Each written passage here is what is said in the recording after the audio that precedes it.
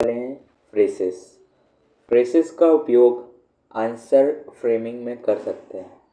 सबसे पहले हम देखेंगे कि इंट्रोडक्शन और स्टार्टिंग का पॉइंट में कैसे लिखना है। तो सबसे पहले हमारा फ्रेसेस आता है to begin with.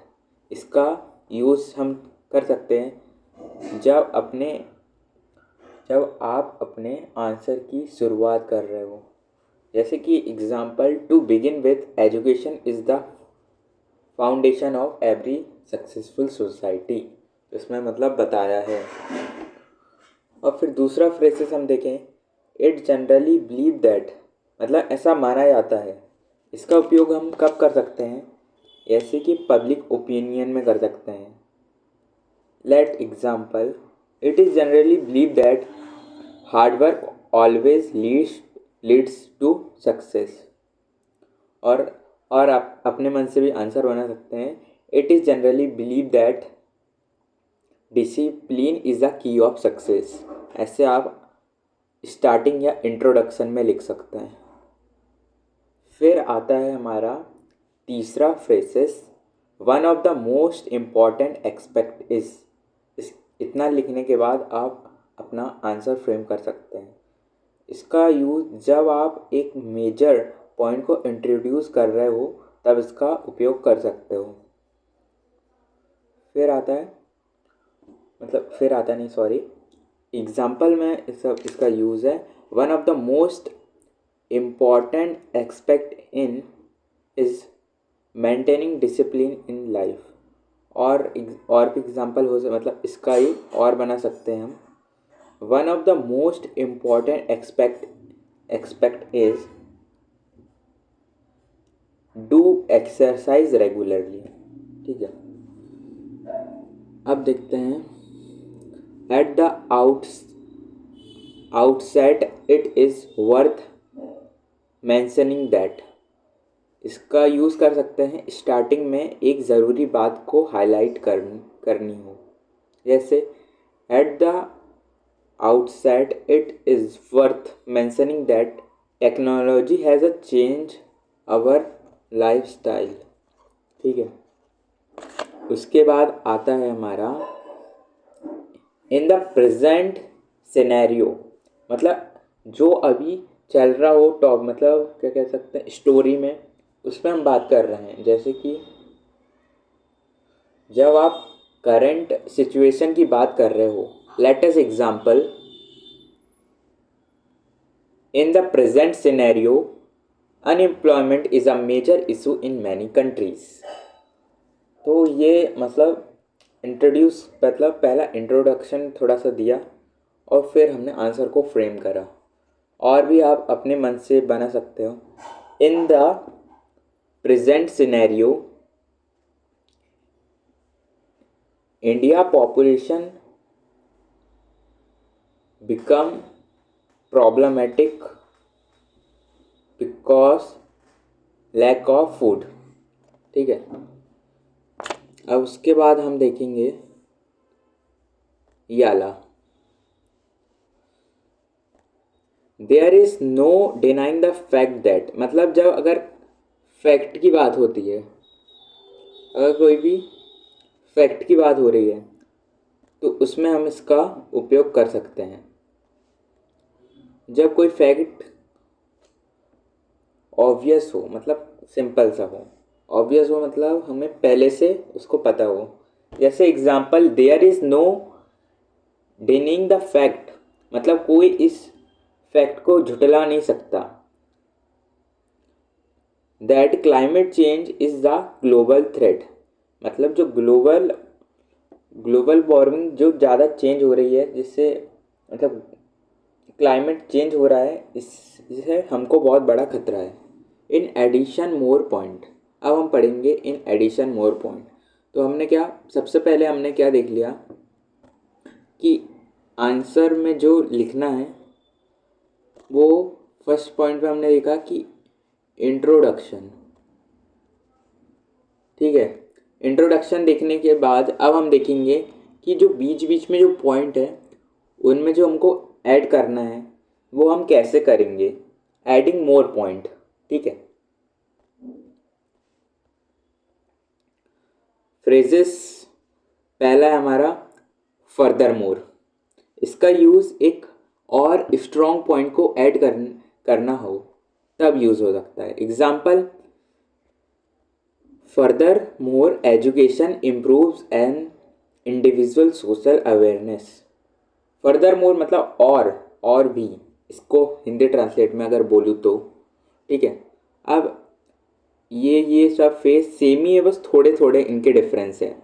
In addition to this मतलब एक एक्स्ट्रा बात या इंफॉर्मेशन को ऐड करनी हो, इसमें क्या था, फर्दर मोर में स्ट्रॉन्ग था, मगर इन एडिशन टू दिस में क्या था, एक्स्ट्रा बात को मतलब नॉर्मल बात। In addition to this regular exercise keeps the mind fresh. ठीक है। फिर उसके बाद आता है तीसरा phrases of adding more point. Apart from that एक अलग पॉइंट देना हो, जैसे apart from that student should learn time management skill. मतलब स्टूडेंट को सीखना चाहिए कि टाइम मैनेजमेंट स्किल। फिर आता है ओवरमोर।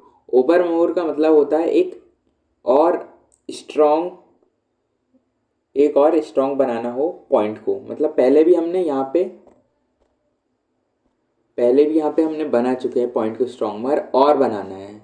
जैसे यहाँ पे फर्स्ट टाइम हमने बना दिए स्ट्रॉन्ग पॉइंट को, फिर एक और बार बनाना है। क्या ये पॉइंट है ना, apart from that. Second time अगर और स्ट्रॉन्ग बनाना है तो इसका यूज़ कर सकते हैं। सॉरी इसका यूज़ नहीं, इसका यूज़ कर सकते हैं स्ट्रॉन्ग, जल्दी में देखा नहीं। ठीक। Not only this but also का यूज़ कर मतलब कैसे, जब डू पॉजिटिव और नेगेटिव चीज़ एक साथ दिखाई हो, जैसे not only this but also it build confidence among youth. मतलब इसमें बोला कि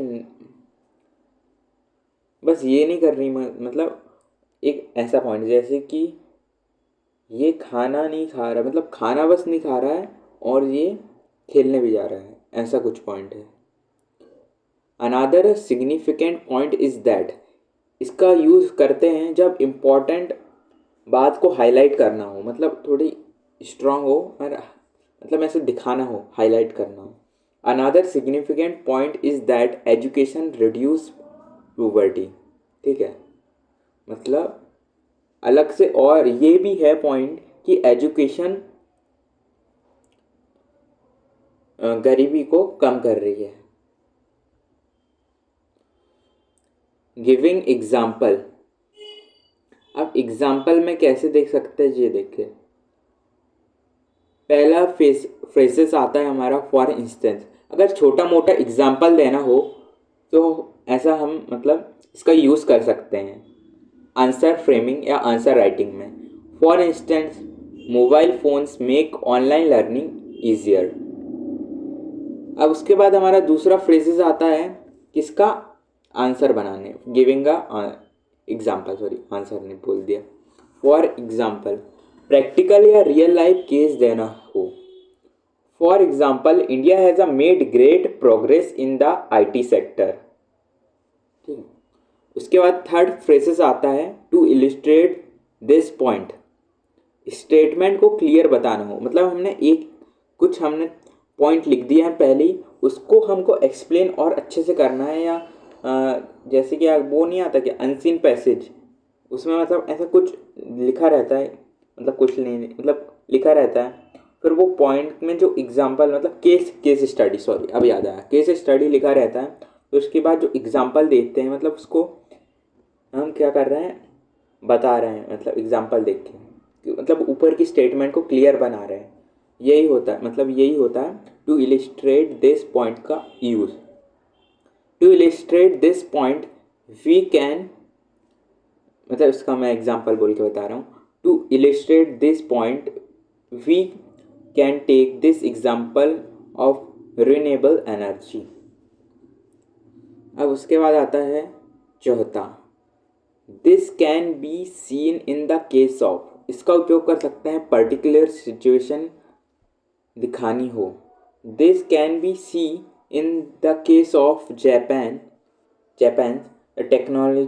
टेक्नोलॉजिकल ग्रोथ।